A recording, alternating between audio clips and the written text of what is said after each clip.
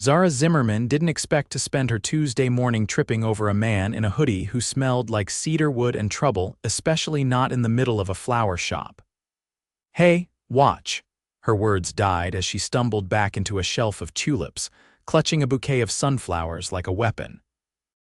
The man turned, pulling his hood lower.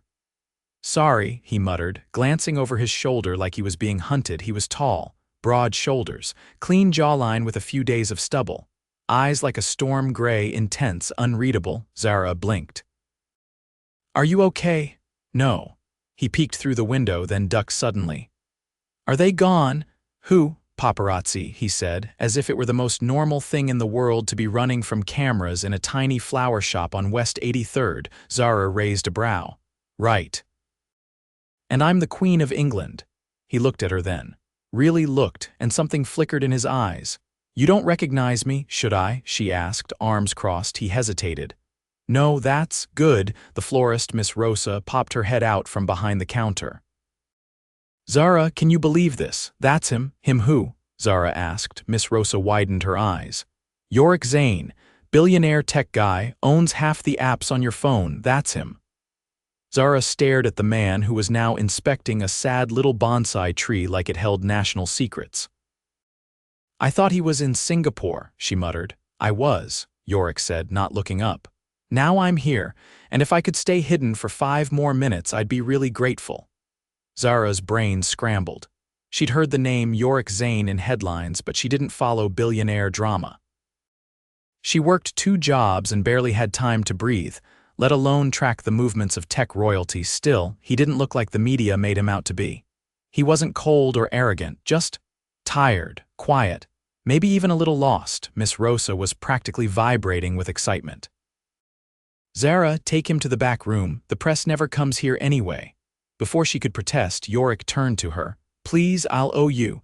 Zara rolled her eyes but nodded. "Fine, come on." The storage room smelled like soil and lavender. Yorick crouched beside a stack of vases while Zara leaned against a metal shelf, arms crossed. "You're seriously a billionaire?" she asked. "I don't advertise it," he said. "But yes." "Why are you hiding in a flower shop?" He looked at her then, raw and honest. "Because it's quiet." And I needed quiet. That shut her up. Something about the way he said it, like he hadn't known peace in a long time, made her chest squeeze. A few minutes passed in silence before he stood up, brushing dust off his jeans. "Thanks for not selling me out." "I didn't do it for you," she said. "I did it for the flowers." That made him laugh, and it was deep and warm and unexpected. She found herself smiling. "You're not what I expected. Neither are you." He stepped closer, and for a second she thought he might say something else. But he pulled a sleek black credit card from his wallet and handed it to her. "For the flowers." Zara blinked. "You're buying something?" "Of course." He pointed to the sunflowers she still held. "Those," she looked down at them. "These are for someone." He met her eyes. "They're for you." Zara froze. "Why?" Yorick shrugged. "Because you helped me, and because I think you needed them more than I did." He left a $1,000 tip and walked out the front door like a man who just handed her a grenade and walked away. Miss Rosa squealed. "He gave you sunflowers." "That's romantic." Zara shook her head, heart pounding. "It's not like that." But it was already too late. Something had shifted. 3 days later he came back. Zara was restocking roses when the bell chimed. She looked up to find him standing there in a fitted navy coat, no hood this time, holding a coffee. "For you," he said, setting the cup on the counter. "You're persistent. I'm curious." He leaned a hip against the counter. "You didn't care about my money." "That's rare." "I care about people who track dirt into my clean shop," she said. He grinned. "Fair." They started talking, nothing big, just little things, favorite flowers, why she hated orchids, why he liked silence. He came back the next day, and the next. By the end of the week, he knew her middle name. She knew he hated champagne. He learned she once dreamed of opening her own flower cafe. She learned his mom died when he was 16. Somehow, it felt like they'd known each other longer than a few days. Then one night he asked, "Can I take you to dinner?" Zara hesitated. "Why, I'm not the type girls in your world look like." He looked at her like she was made of starlight. "That's exactly why I want to," she said. "Yes." He picked her up in a sleek black car she couldn't name, dressed in a tailored suit that probably cost more than her apartment's rent. The restaurant had gold chandeliers and waiters who pulled out her chair. "You didn't have to do all this," she whispered. "I wanted to show you who I am," Yorick said. "Not the guy in the hoodie, the rest of me." They talked for hours. He watched her like no one ever had. Like everything she said mattered. When he dropped her off, he walked her to her door. "I had fun," she said. "Me too." He hesitated. "Can I kiss you?" She nodded. It was soft, careful, but it made her knees weak. The next morning, he sent a bouquet of sunflowers and a note. "You make hiding feel like coming home." Zara stared at the flowers and whispered to herself, "What are you doing to me, Yorick Zane?" She didn't know it then, but she was already falling. Zara didn't expect him to show up at the shop again that week, especially not on a Saturday afternoon. Dressed in a charcoal three-piece suit with a bottle of elderflower lemonade in hand, like it was the most natural thing in the world. "You're overdressed for flowers," she said, glancing up from where she was arranging lilacs in a vase. "I came from a board meeting," Yorick replied, setting the drink beside her elbow. "They usually drain the life out of me. I figured this place might bring it back." She narrowed her eyes. "You're not turning this shop into a therapy stop, are you?" His gaze swept the room. "Too late." Zara tried not to laugh, but it escaped anyway, quiet, involuntary. She hated how easy it was becoming to enjoy his presence, how it felt like she could exhale when he was around. He leaned against the counter, fingers tapping rhythmically on the wood. "Do you ever take a day off?" "I don't have time for days off," she said, setting a lilac aside. "I've got rent, student loans, and a second job that starts in an hour." "You work 2 jobs, technically 3. "I freelance illustrations on weekends." Yorick tilted his head. "And yet you still find time to insult my wardrobe. Impressive." Zara tossed a stray stem of lavender at him. He caught it midair, twirled it between his fingers. "Come with me tonight." She froze mid-snip. "Where?" "There's a gallery opening." He looked at her carefully. "My company's backing a young artist. It's in Midtown. Sounds fancy." "It is." "I don't have anything to wear to a gallery opening." "You will." She straightened, arms crossed. "I'm not letting you buy me a dress, Yorick." "I already did." Her mouth opened, then closed. "That's not how consent works." He gave her a look that wasn't arrogant, just quietly certain. "I had a feeling you'd say yes." She stared at him, torn between indignation and curiosity. "What if I don't fit into your perfect little world?" "I'm not asking you to fit into it," he said. "I'm asking you to walk beside me." That landed harder than she expected. She looked down at her hands, still dusted with pollen. "Fine. But I swear if there's foie gras involved, I'm leaving." "No foie gras," he said, already pulling out his phone. "Just art, and maybe a rooftop view." He picked her up hours later in a car so sleek it looked like it belonged in a museum. The driver opened the door, and Zara stepped out in a deep sapphire gown that hugged her curves and shimmered subtly under the streetlights. She hadn't wanted to love it, but the moment she'd tried it on, she'd felt like someone entirely new.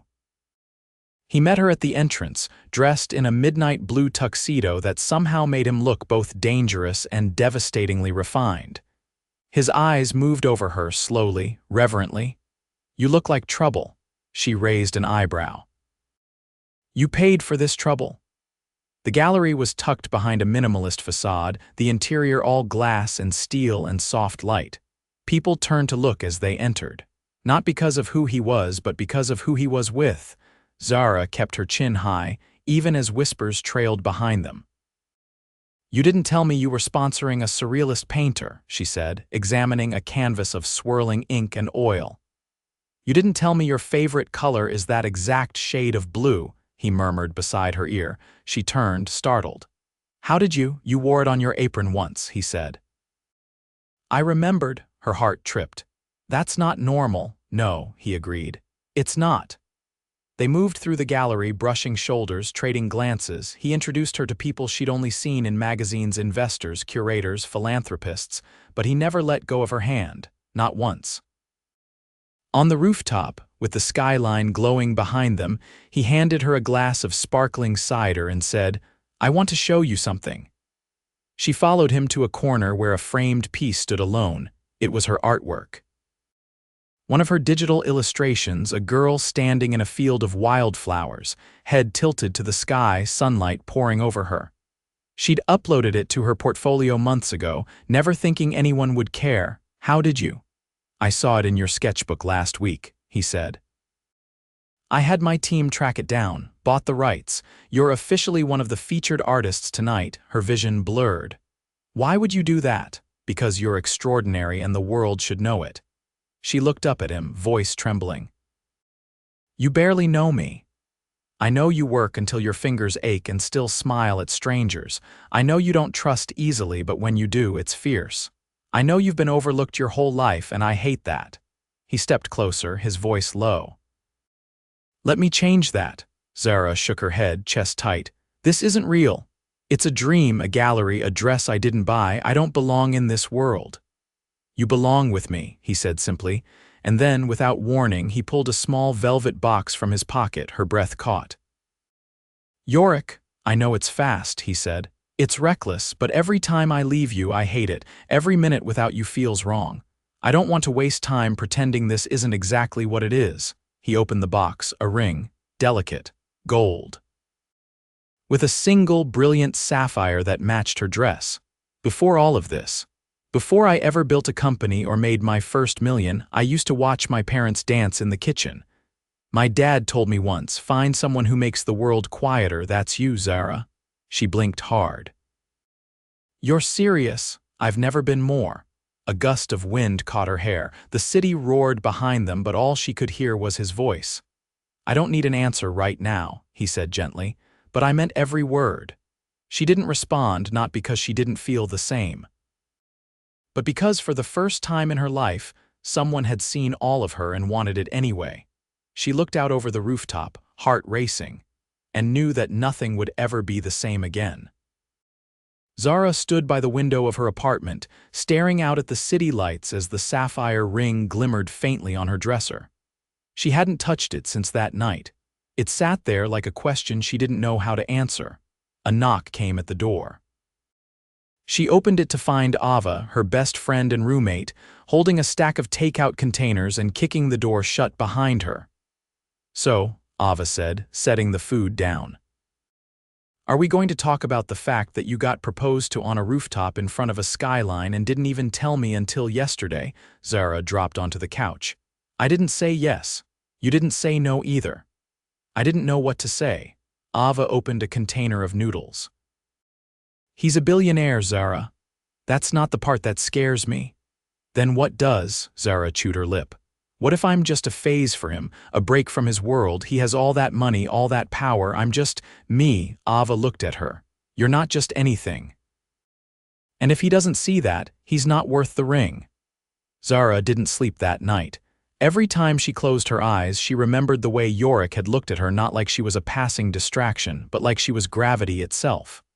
And still, fear clung to her ribs like vines.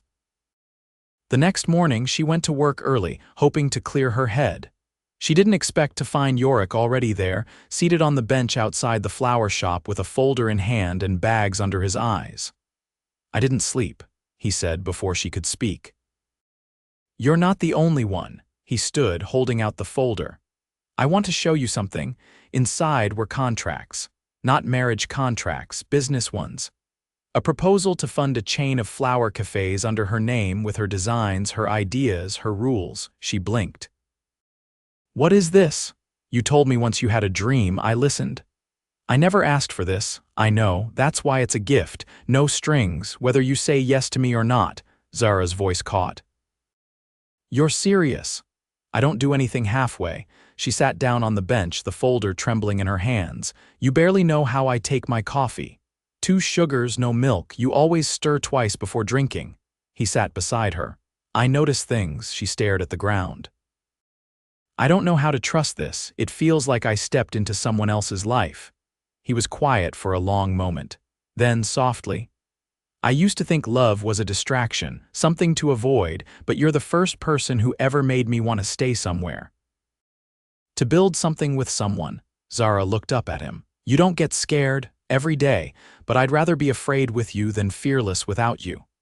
Later that afternoon, she found herself standing in front of a boutique she'd never dared to enter before. Yorick hadn't come with her. He said he needed to meet a journalist for a last-minute interview, something about an exposé being published. She wasn't sure she liked the sound of that. Inside the boutique, a saleswoman greeted her by name. "We've been expecting you, Miss Zimmerman."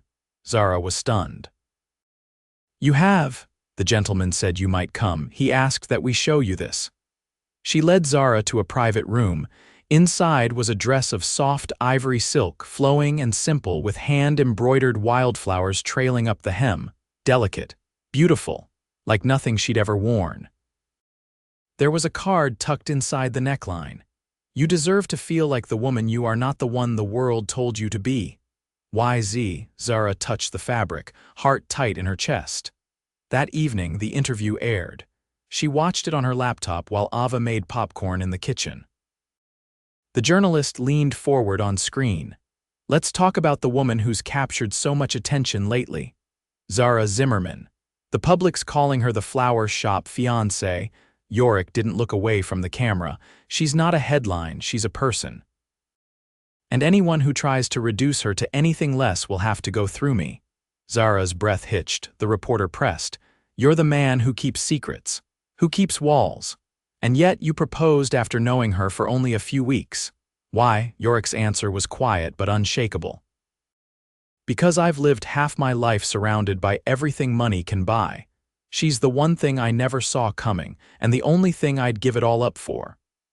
A tear slid down Zara's cheek. She hadn't cried in years, but this wasn't sadness. It was the feeling of being seen. Her phone rang. Not a message, a call, she answered. "I didn't want you to hear it from anyone else," Yorick said. "I know it's a lot, I know this is fast, but I meant every word." Zara's voice was barely above a whisper. "You said you'd give it all up." "I would." "What if I don't want you to give it up?" he exhaled. "Then tell me what you want." She looked down at the folder still sitting beside her, the ring glinting softly on the dresser, the dress now hanging in her closet. "I want to meet you at the place this started." The next day, she waited in the flower shop, heart pounding. He walked in just before the hour struck noon, dressed in a soft gray sweater and jeans, a far cry from the sharp suits and polished shoes he usually wore. He said nothing as he crossed the room. She held out the folder, her hand steady now. "I read every word." He searched her face. "And? The cafe idea is incredible, but I'm not ready to be a brand, not yet." He nodded slowly. "I understand, but I'm ready for something else." He stilled. Zara stepped closer. "I want to build something real, not with contracts or headlines, just us." Yorick's eyes darkened with something quiet and powerful. "Does that mean?" She pulled the ring from her pocket and slipped it onto her finger. "It means yes." He pulled her into his arms without another word, kissing her like she'd just brought him back to life. The flower shop bell jingled softly behind them, but neither of them heard it. For the first time in years, Zara felt like she wasn't surviving anymore. She was beginning. The first morning in their new rhythm began not in a penthouse or boardroom, but at a small, sun-drenched patio cafe across from the flower shop. Yorick had arrived exactly when he said he would, hair tousled by the wind, carrying 2 paper bags that smelled faintly of cinnamon and almonds. Zara met him at her wrought iron table already set with mismatched mugs. "You're late," she said, but her tone was light. He handed her a bag. "I stopped at that corner bakery you mentioned once. The one with the almond croissants you said were better than therapy." She peeked inside and raised a brow. "I said that after pulling 3 straight doubles. I was delirious." He bit into his own croissant, flaking crumbs onto his jeans. "You weren't wrong." Zara leaned back in her chair, watching the street bustle with early commuters and delivery cyclists. "So this is our life now, breakfasts and bakery runs." "If you want it to be," Yorick said, "but I had something else in mind too." She didn't ask, she waited.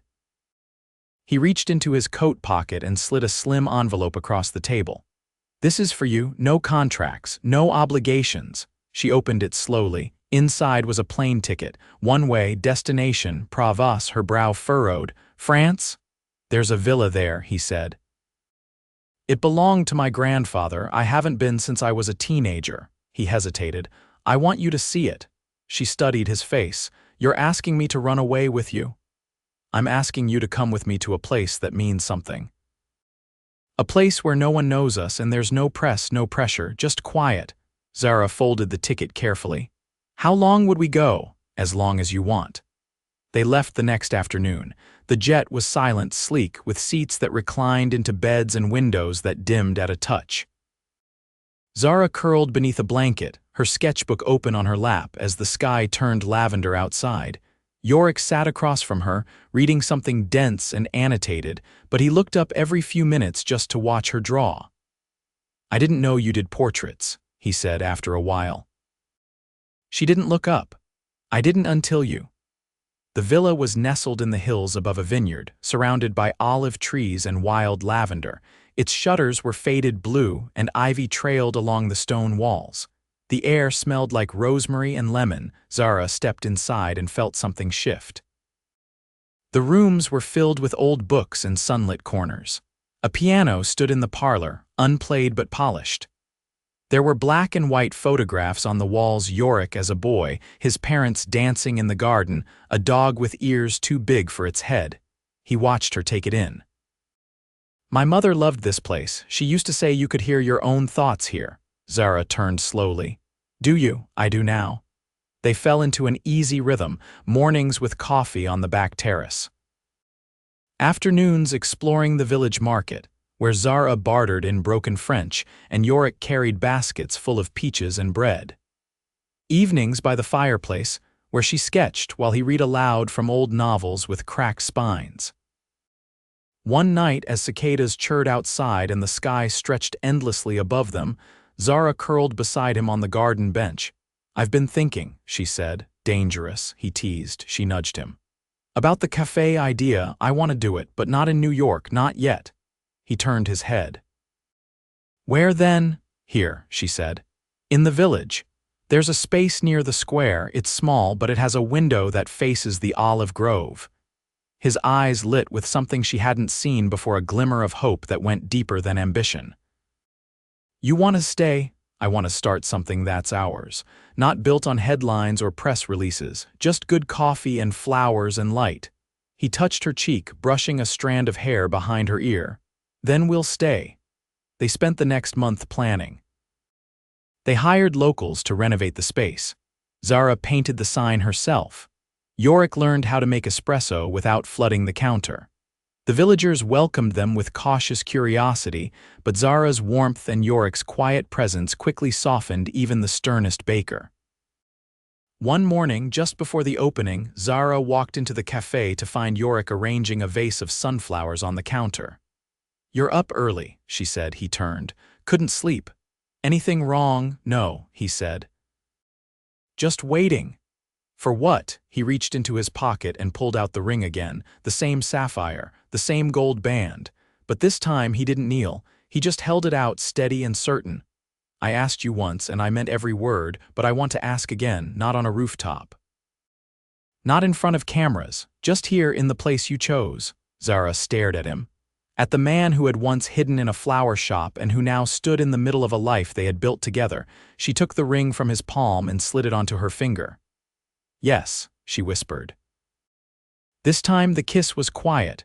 No audience, no city lights, just them, wrapped in the scent of coffee and lavender while the morning sun poured through the cafe windows. The grand opening was a blur of laughter and fresh bread and clinking glasses. Locals filled every table, flowers lined the windowsill, and music drifted from the corner speakers. Zara wore a linen dress streaked with paint. Yorick wore a white button-down with flower on the sleeves. At one point, she looked up from behind the counter and found him watching her. What? She asked, smiling. He crossed the room and took her hand. Dance with me. Here, right here. So they did.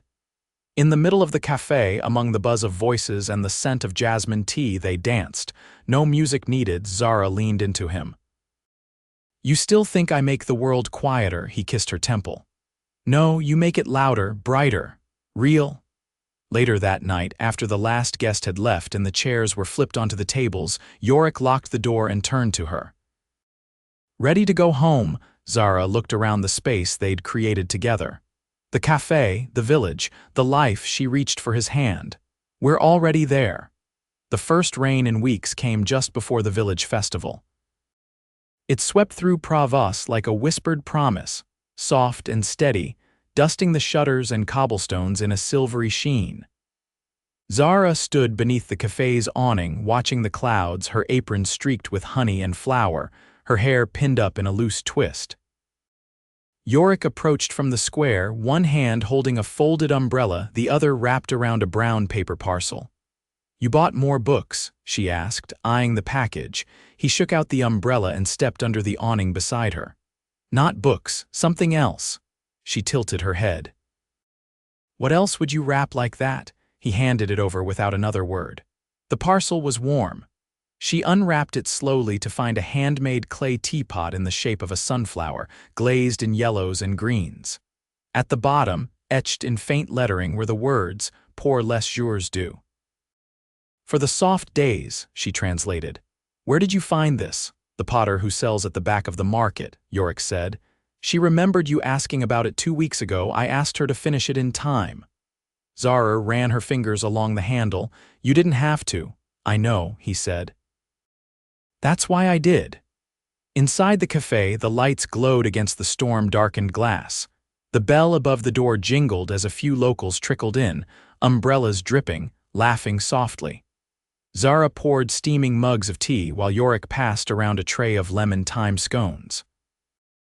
Later that evening, as the rain faded and the festival lanterns flickered to life, the two of them walked through the village square hand in hand. The scent of roasting chestnuts filled the air, and children twirled beneath ribbons strung between the trees. Zara stopped near a booth where an older woman was painting names on ceramic tiles. She watched as the woman dipped her brush into pale blue paint and carefully formed the letters of a child's name. "You ever think about your mother?" she asked softly, without turning. Yorick's voice was quiet. "All the time, especially here. She'd have loved this place," he nodded. "She would have adored you." Zara looked over at him. "You think so? She would have loved how you take up space without asking permission. She used to tell me that the world needs more people who bloom without waiting for sunlight." Zara touched the edge of the tile table. "We could name the cafe after her." Yorick blinked. "After my mother. She's part of why you're here, why we're here." His throat worked silently. "She used to dance barefoot in the vineyard behind the villa, said it made her feel connected to the earth." Zara smiled. "Then we'll call it Vigna Mia, my vineyard, for her." He didn't speak for a moment, then he leaned in and kissed her forehead, his lips lingering longer than usual. The next morning, they painted the cafe sign together. The new name in soft script, framed with climbing vines. Word spread quickly through the village, and the locals approved with nods and quiet smiles, as if they'd known all along the place had been waiting for a name that meant something. Weeks passed in golden, unhurried rhythm. Zara began offering watercolor classes on the cafe terrace every Saturday morning. Yorick built a greenhouse behind the villa, experimenting with herbs and citrus trees. He'd taken to spending hours there, sleeves rolled, hands in the dirt, the man who once ruled boardrooms now coaxing life from soil. One evening, as they harvested lavender just before dusk, Zara paused and turned to him. "I know what I want now," she said. Yorick looked up from where he was tying a bundle with twine. "Tell me." "I want to marry you here, in the garden, with the vines and the sunflowers and no one but the people who have watched us build this." He stood slowly. "Are you sure?" Her eyes held his, clear and unwavering. "I've never been more sure of anything." The wedding was held 2 weeks later. The village priest stood beneath the olive tree behind the cafe, a string quartet playing softly nearby. Zara wore a linen dress embroidered with wildflowers, her hair braided with sprigs of lavender. Yorick wore a navy vest and no tie. The sleeves of his shirt rolled up just enough to show the edge of a small tattoo on his wrist, an outline of a sunflower she hadn't known he'd gotten.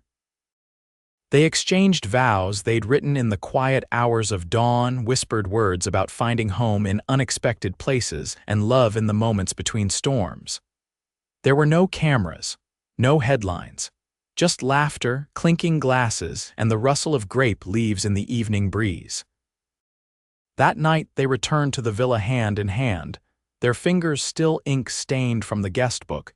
They'd insisted everyone sign with messages instead of names.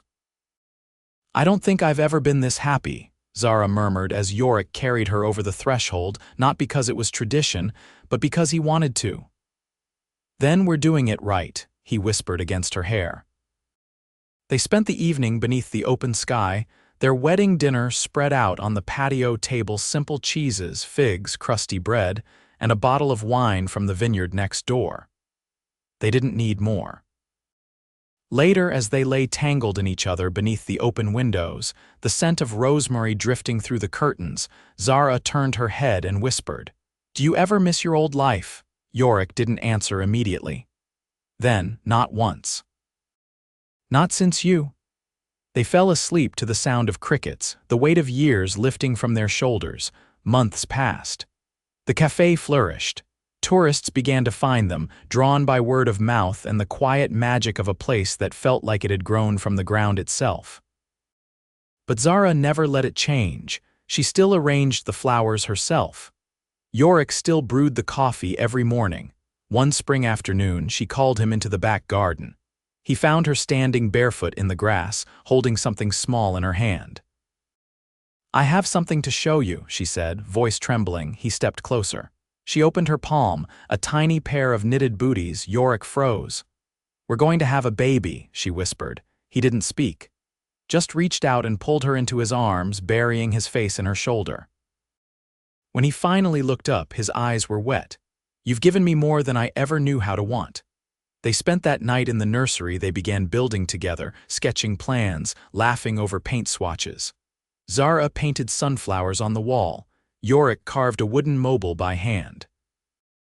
Their daughter was born in the villa the following winter, just as snow began to dust the vineyard. They named her Clara, after Yorick's mother. She had Zara's dark eyes and a little tuft of hair that curled at the ends. On Clara's first birthday, the cafe closed early. The villagers gathered in the garden, where lanterns bobbed above the tables and music floated through the olive trees. Zara held her daughter as Yorick lit a single candle on a honey cake. "I didn't know I could love like this," he said, watching both of them. Zara brushed a kiss on his cheek. "That's because you never had a reason to before." He looked around at the vineyard, the cafe, the child in her arms. "I do now." Their life, once forged in chaos and coincidence, had become something steady, something rooted, a place to begin again, and they did, every single day, together.